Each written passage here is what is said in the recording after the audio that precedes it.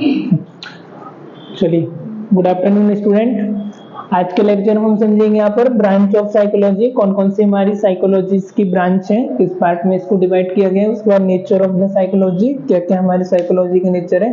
Relevance of psychology in nursing, psychology का हमारी nursing में क्या रेलिवेंस है, क्या उसका इंपोर्टेंस है। उसके बाद देखेंगे बायोमेडिकल इंपोर्टेंट, ये नर्सिंग का इन शॉर्ट में लिखा हुआ है, इंपोर्टेंट इन शॉर्ट में। बायोमेडिकल इंपोर्टेंट, बायोमेडिकल में हमारा मेडिकल में क्या क्या नर्सिंग का इंपॉर्टेंट है, कैसे हम उसको अप्लाइड कर सकते हैं हमारी नर्सिंग में। तो कल के लेक्चर में हमने देखा था, हमने प्योर साइकोलॉजी के बारे में समझ लिया था, उसमें 2 पॉइंट और आप ऐड कर लेना, वो लिखवा देता हूं मैं। कल हमने ब्रांच ऑफ प्योर साइकोलॉजी में जनरल साइकोलॉजी समझा था, जिसमें थोड़ा सा हम इसको रिकैप कर लेते हैं। तो जनरल साइकोलॉजी में हमने देखा था, जो जनरल हमारे पेशेंट्स होते हैं, जनरल पर्सन होते हैं, उनके बारे में हम अध्ययन करते हैं, उनके साइकोलॉजी के बारे में स्टडी करते हैं। उसके बाद हमने यहाँ पर समझा था एबनॉर्मल साइकोलॉजी। एबनॉर्मल साइकोलॉजी में जो हमारे साइकेट्रिक पेशेंट रहते हैं, सिंपल वर्ड में जो पागल पेशेंट रहते हैं, उनके ऊपर जो अध्ययन करते हैं, जो साइकेट्रिस्ट होते हैं, वो स्टडी करते हैं, वो आता है हमारा एबनॉर्मल साइकोलॉजी में। उसके बाद हमारा सोशल साइकोलॉजी में, सोशल साइकोलॉजी में आप सोसाइटी के जो फंक्शंस उसमें किस तरीके से पार्टिसिपेट कर रहे हैं, किस तरीके से आपका सोशली बिहेवियर है, या सोशल ग्रुप को आप गैदर करके उनके ऊपर आप स्टडी करते हैं। पार्टिकुलर जैसे एग्जाम्पल कोई कम्युनिटी में अलग रह रहा है, तो वहां के पर्सन का एक बिहेवियर अलग होगा। जैसे एक एग्जाम्पल लेते हैं, हाँ, जैसे कोई स्पिरिचुअल है तो उनका ग्रुप एक अलग होगा। जैसे आप मेडिकल फील्ड से हो तो आपका एक ग्रुप अलग है, कोई स्पोर्ट कम्युनिटी से है तो उसका एक उनका ग्रुप अलग हो गया। तो हम एक सोशल उसको गैदर करके कम्युनिटी को, उसमें हम एक स्टडी करते हैं कि इनका पार्टिकुलर बिहेवियर ऐसा क्यों है, और जो अदर पार्टी के लोग हैं, अदर कम्युनिटी के, उनका बिहेवियर ऐसा क्यों है। और इसके अलावा दूसरे हम देखते हैं वो सोशली लेवल पर कितना पार्टिसिपेट कर रहे हैं, कुछ भी हमारा फंक्शन हो रहा है, सोशल गैदरिंग हो रही है, तो उसमें कितनी वो पार्टिसिपेट कर रहे हैं, नहीं कर रहे हैं, कैसा उनका रोल है, इसके बारे में हम समझते हैं। उसके बाद आता है हमारा नेक्स्ट यहाँ पर एक्सपेरिमेंटल साइकोलॉजी, जिसमें हम एक्सपेरिमेंट करते हैं हमारे प्रैक्टिकल लेबोरेटरी लैब में। उसके बाद हमने देखा था हमारा फिजियोलॉजिकल और बायोलॉजिकल साइकोलॉजी, इसमें हमने देखा जो हमारे मेंटल प्रोसेस है उसका हमारी फिजिकल बॉडी पर क्या इफेक्ट पड़ता है, किस तरीके से हमारा इफेक्ट पड़ता है। और दूसरा हमने देखा जो हमारी बॉडी में यदि कुछ डिफॉर्मिटी होती है, कुछ इंजुरी हो जाती है, डिसीज हो जाती है, तो उसका हमारे माइंड पर क्या इफेक्ट पड़ता है। ठीक है। उसके बाद फिर हमारा नेक्स्ट आया था यहाँ पर पैरासाइकोलॉजी। पैरासाइकोलॉजी हमने देखा था extra sensory perception, river, telepathy और एलाइड प्रॉब्लम। उसमें हमको एक्स्ट्रा सेंसरी परसेप्शन हो रहा है, मतलब कि जैसे एक्स्ट्रा सेंसरी परसेप्शन में आपका आ जाता है, जैसे आप कहीं रास्ते से जा रहे हो और किसी ने आपको बोल दिया कि यार वहां चौराहे पर वहां झाड़ियों के पीछे एक भूत रहता है, एक चुड़ैल रहती है, पर वहां पर ऐसा कुछ है नहीं है, पर आपका एक एक्स्ट्रा सेंसरी परसेप्शन बन गया कि वहां पर भूत रहता है ना। तो जबकि वहां पर ऐसा कोई भूत या कोई वहां पर चुड़ैल नहीं होती है, तो एक एक्स्ट्रा सेंसरी आपका परसेप्शन वो उस चीज को लेकर के बन गया, तो इसमें भी हम इसमें डील करते हैं। उसके बाद फिर आता है हमारा डेवलपमेंटल साइकोलॉजी, इसमें आप बर्थ से लेकर के डेथ तक के जो भी हमारा पर्सन होता है, व्यक्ति होता है, उसके बारे में स्टडी करते हैं, कौन सी एज पर उसने उसका बिहेवियर कैसा था, लर्निंग प्रोसेस उसका कैसा था। कई बार किसी को डिसीज हो जाता तो हम उनके रिलेटिव से पूछते हैं ना कि यार ये बचपन से ऐसी था या अभी अभी हुआ है, हम उसका हिस्ट्री लेते हैं ना। जैसे कोई साइकेट्रिक हो गया, कोई पागल हो गया, तो हम उससे पूछते हैं यार ये बचपन से ऐसी अजीब सी हरकतें करता था या अभी अभी हो गया, तो हम उसका जानने की कोशिश करते हैं कि पहले से इसका बिहेवियर चेंज था या कुछ एबनॉर्मलिटी आई तो इमीडिएटली इसका बिहेवियर चेंज हो गया। जैसे कई बार रहता है एक हमारा कुछ थॉट आ जाता है तो वो हमारी लाइफ पूरी तरीके से बदल देता है, होता है ना ऐसा, फिर वो अच्छा हो या फिर वो बुरा थॉट हो। जैसे यदि एक समझा जाए तो एक हमारे सिद्धार्थ था, सिद्धार्थ जो गौतम बुद्ध, जानते होंगे आप लोग, कौन कौन जानता है गौतम बुद्ध को, जानते हो?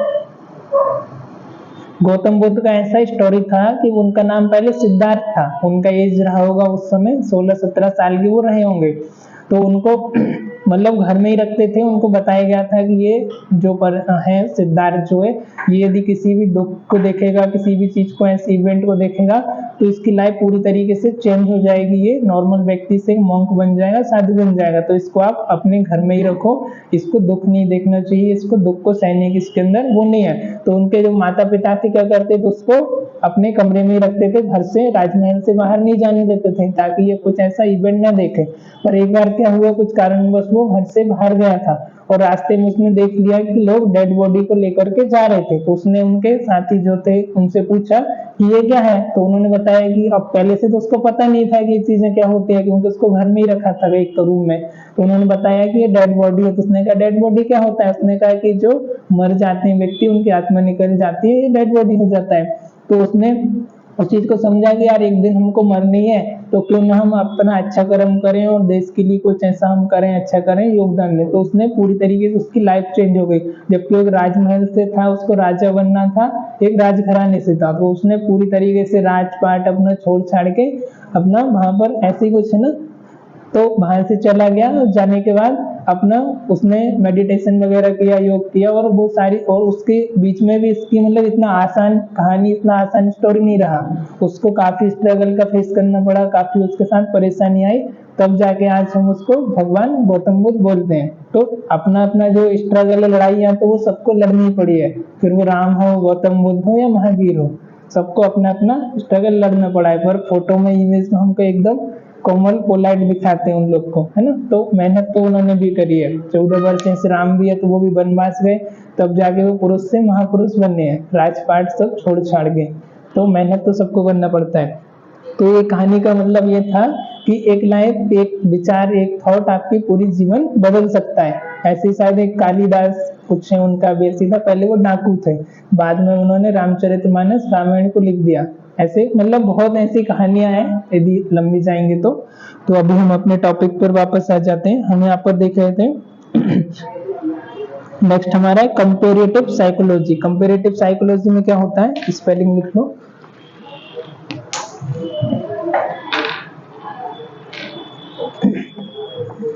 ये प्योर साइकोलॉजी के अंदर ही है।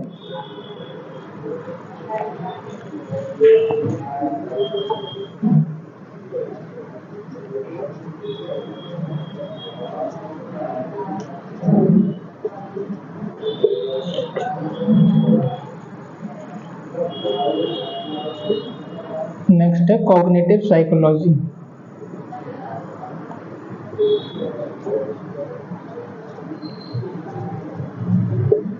कंपेरेटिव साइकोलॉजी में क्या होता है, जो हमारे एनिमल्स है उनके बिहेवियर के बारे में स्टडी करना, उनके बिहेवियर के बारे में अध्ययन करना, ये आता है हमारा कंपेरेटिव साइकोलॉजी में। उसके बाद आता है कॉग्निटिव साइकोलॉजी में। कॉग्निटिव साइकोलॉजी के अंदर आता है जो हमारी मेंटल लेवल पर जो प्रोसेस चल रही होती है उनके बारे में स्टडी करना। जैसे कि हमारा हो गया परसेप्शन, हो गया लर्निंग, हो गया थिंकिंग, हो गया मेमोरी हो गई। ठीक है, परसेप्शन मतलब एक चीज को लेकर अपना अपना डिफरेंट व्यू हो सकता है। ठीक है, उसको हम कैसे, किस तरीके से परसीव कर रहे हैं। जैसे मार्कर है या किसी चीज की हमको आवाज आई, तो आवाज को हम क्या करते हैं, उसको परसीव करते हैं। भाई उसको कोई जैसे वॉइस आया, तो हमको पहले से पता नहीं होता है, हम छोटे रहते हैं, हमको ये डॉग का आवाज है, ये ट्रेन का आवाज है, ये बस का आवाज है, हॉर्न मार रही है, या गाय का आवाज है। धीरे धीरे करके हम क्या करते हैं, हमारी कंसीव करते हैं, वो चीज को लर्निंग करते हैं, लर्निंग थोड़ी के अंदर आता है। तो अब हमको पता चलने लगता है कि ये ऐसी आवाज आएगी तो ये कैट की आवाज है, ये आवाज आएगा तो ये ट्रक का हॉर्न है, ये हमारी कार का या गाड़ी का है। तो ऐसे करके हम कंसीव करते हैं, उस चीज को समझने की कोशिश करते हैं। तो ये सारी चीजें आती हैं हमारी कंपेरेटिव साइकोलॉजी के अंदर। इसमें लर्निंग हो गया, हमारी थिंकिंग हो गया, मेमोरी हो गई, ये जो कॉग्निटिव लेवल पर जो प्रोसेस होती है उस सब के अंदर आता है। मेमोरी, परसेप्शन और डिसीजन मेकिंग और अटेंशन, ये सारी चीजें। और लैंग्वेज एक्विजिशन, लैंग्वेज मतलब प्रॉब्लम सॉल्विंग प्रोसेस हो गया इसके अंदर। लिख लो क्या क्या आ जाता है।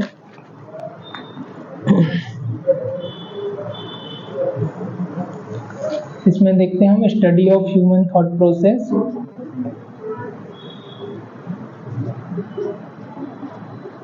Study of human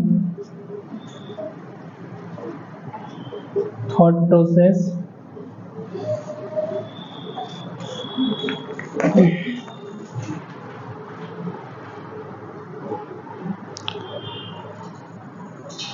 and cognitions.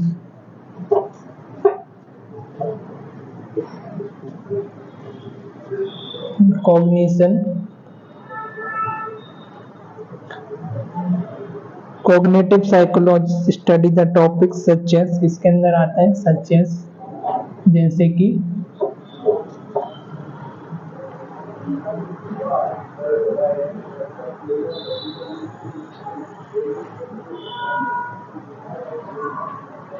attention,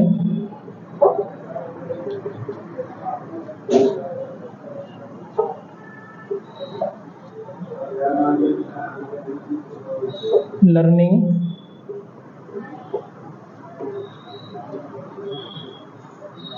memory, perception,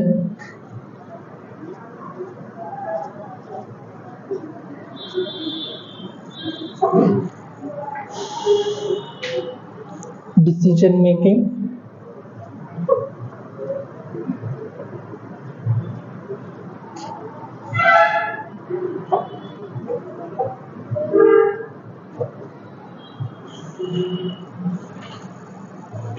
और प्रॉब्लम सॉल्विंग।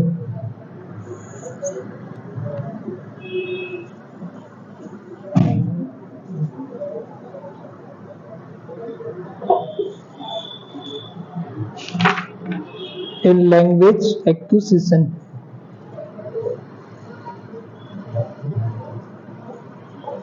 लैंग्वेज लर्निंग कर लो, ठीक है। Attention, learning, memory, perception, PERCEPTION, फिर डिसीजन मेकिंग, प्रॉब्लम सॉल्विंग और लैंग्वेज लर्निंग। ये सब किसके अंदर आता है? हमारा cognitive psychology. Attention, learning, memory तो आपको पता होगा, परसेप्शन का मैंने अभी बता दिया है, ठीक है। डिसीजन मेकिंग, प्रॉब्लम सॉल्विंग, कोई भी प्रॉब्लम जैसे हम उसको किस तरीके से सॉल्व करते हैं वो चीजें उसके अंदर आ जाती है।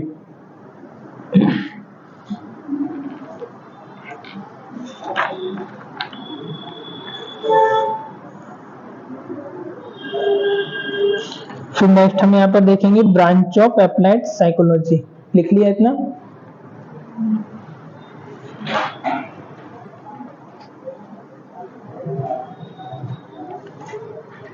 स्पेलिंग नहीं समझ आएगा तो पूछ लो, फिर भी मैं कोशिश कर रहा हूँ थोड़ा क्लियर लिखने का, नहीं तो और भी राइटिंग हंसी टाइम लिखते लिखते ऐसा हो जाता है। अभी मार्कर से तो इतना ऐसा आ रहा है, पेन से लिखता हूँ तो और ही एकदम आ जाता है कर्सिव राइटिंग।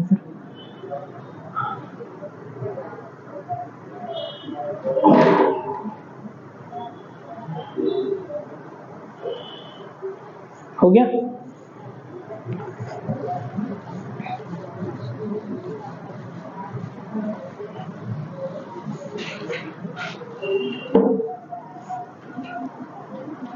फिर नेक्स्ट आता है हमारा ब्रांच ऑफ अप्लाइड साइकोलॉजी।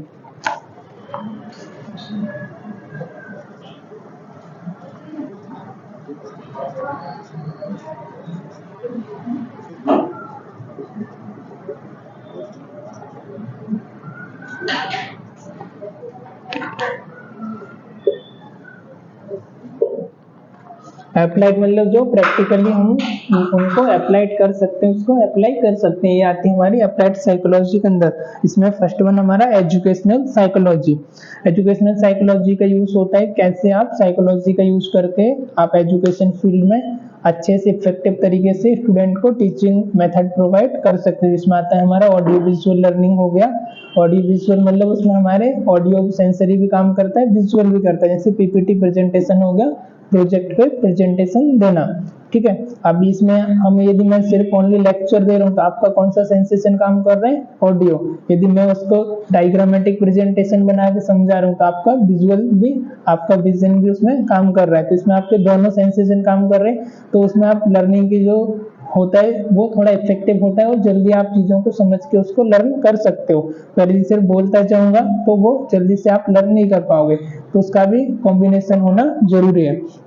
फिर नेक्स्ट आता है हमारा किस तरीके से हमारा बॉडी लैंग्वेज होना चाहिए, किस तरीके से हम करते हैं। अब मैं सिर्फ ऐसे सिंपल खड़ा होकर बोलते रहूंगा तो इफेक्टिव क्लास नहीं होगा, है ना। जैसे अभी मैं बोल रहा हूँ कुछ भी, तो एक स्टैच्यू की तरह खड़ा हूँ, तो मैं थोड़ा हाथ पैर का मूवमेंट, आइस का मूवमेंट, फेशियल एक्सप्रेशन, तो ये चीजें भी इसके साथ साथ जरूरी होता है। ठीक है, उसके बाद आता है हमारा क्लिनिकल साइकोलॉजी। इसमें हम स्टूडेंट का लेवल को देख करके भाई उसका कितना लेवल, उसके हिसाब से उनको हम टीचिंग प्रोवाइड कराते हैं। अब ऐसा तो है नहीं कि भाई मैं 5th क्लास के बच्चों को जो चीज तुमको पढ़ा रहा हूँ वो उस तरीके से पढ़ाऊंगा, नहीं पढ़ा सकता ना। तो उनका पहले उनको समझना पड़ेगा कि हमको बच्चों को उनका जो लेवल है वो किस कैटेगरी का है, तो उसके हिसाब से समझाना पड़ेगा। तो वो स्टूडेंट को समझ के, हमारे ऑडियंस को समझ के फिर उनको समझाना। जैसे कल मैंने बताया था पहले नर्सिंग में क्या इंपॉर्टेंस, अपने आप को समझना, फिर दूसरों को समझ के उनको ट्रीट करना, तो ऐसे इसमें भी होता है। तो हम अब छोटे बच्चे से भी इस तरीके से बात नहीं कर सकते, यदि हम उसके वे में उससे टॉकिंग करेंगे, बात करेंगे तो उसको भी अच्छा लगता है। जैसे हॉस्पिटल में कोई छोटा बच्चा आया, उसको इंजेक्शन लगना है, ये कोई बड़ा मरीज आया, तो छोटा बच्चा जनरली इंजेक्शन नहीं लगवाता है, पर आप उससे प्यार से बात करोगे, उसके जैसे उससे अच्छे से बात करोगे कि बेटा इंजेक्शन लगवा लो, अच्छे से प्यार से, तो वो लगवाता है। तो ऐसा करके हमको समझने के लिए चीजें इसमें का रोल होता है। एजुकेशनल का फिर क्लिनिकल साइकोलॉजी है। It focus on the assessment, diagnosis and treatment of the medical disorder. It explain the causes of mental illness or abnormal behavior of the patient attending to clinic or hospital and suggest individual of group therapy for the treatment of effective adjustment of affected person in the society.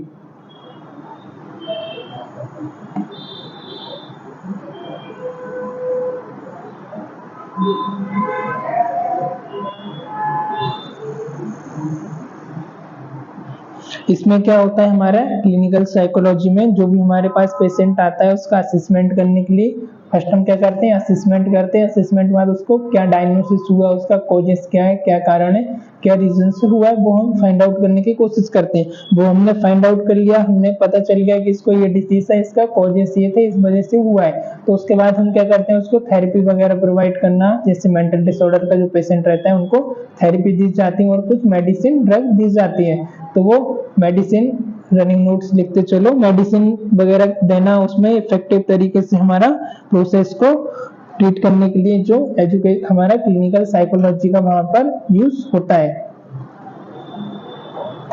पहले तो हमको समझना पड़ता है patient को, actual psychiatric patient है उसको क्या प्रॉब्लम, उसका कॉजेस क्या हुआ है, उसके हिसाब से हम थेरेपी देंगे।